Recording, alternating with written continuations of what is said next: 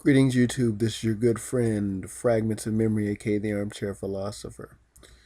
Now, lately I've noticed that many people are jumping on the whole I'm not religious, I'm spiritual bandwagon.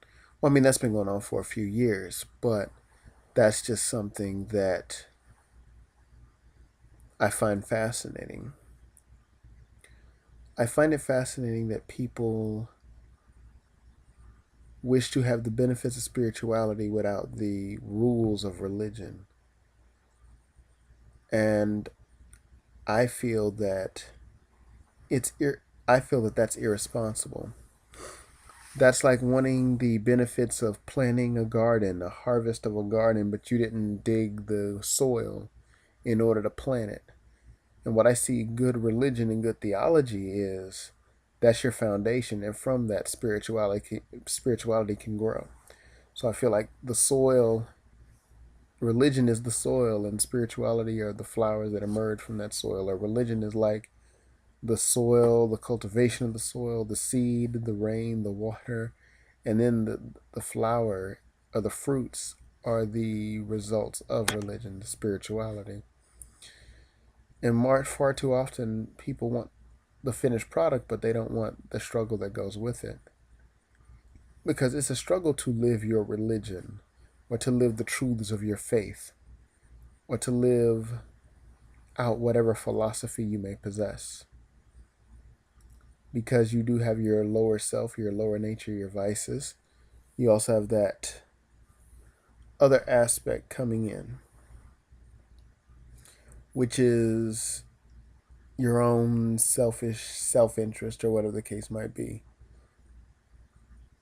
So I find it strange, or rather find it disingenuous when someone says, I'm spiritual, not religious. And many times the charge of one being arrogant or self righteous seems to come from those who have religion. What about those people that say I'm spiritual but not religious? There is also a form of self righteousness and arrogance with those people as well. I remember going to a New Age bookstore once, and a woman went on and on about how she experienced all these spiritual things. Then I said, "Oh, that sounds like a book I've read."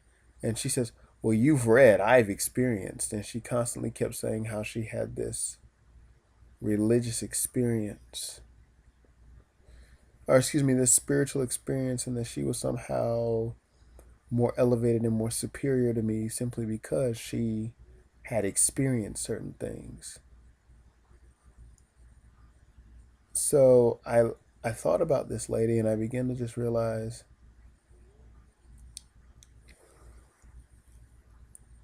it's very easy to feel superior when you get a little knowledge in your head. And I've been guilty of that. I've been guilty of getting a little knowledge in my head and then thinking, oh, yes, I'm a little superior now, which you shouldn't really feel that way. Be happy you have the knowledge, but don't sit up here all self righteous like we're this, that, and the third. In addition to that, too often, many times, people that are Muslim, Christian, and Jewish are all considered intolerant. But those that are New Agers, for example, they're they're supposedly tolerant and understanding and all embracing, which is a lie. Even those New Agers have certain prejudices and biases and so on and so forth. We tend to want to make organized religion a sort of boogeyman, a monster. And spirituality is coming to free us all, which isn't true. Those that have that quote unquote spirituality, usually they want to, they're set up in a position where they can make up their own religion. They can make up their own God, even. And at times, they can even worship themselves as God, if so be it. And I don't necessarily agree with that. I'm all about being more than just jumping through the hoops or following the rituals of your religion and gaining nothing from it. But I'm also someone who still feels that fundamentals need to be implemented in one's life, but also understand why you're doing what you're doing or why you carry out the rituals that you carry out. Well, that's my 2 cents on the whole religion spirituality thing. Take care.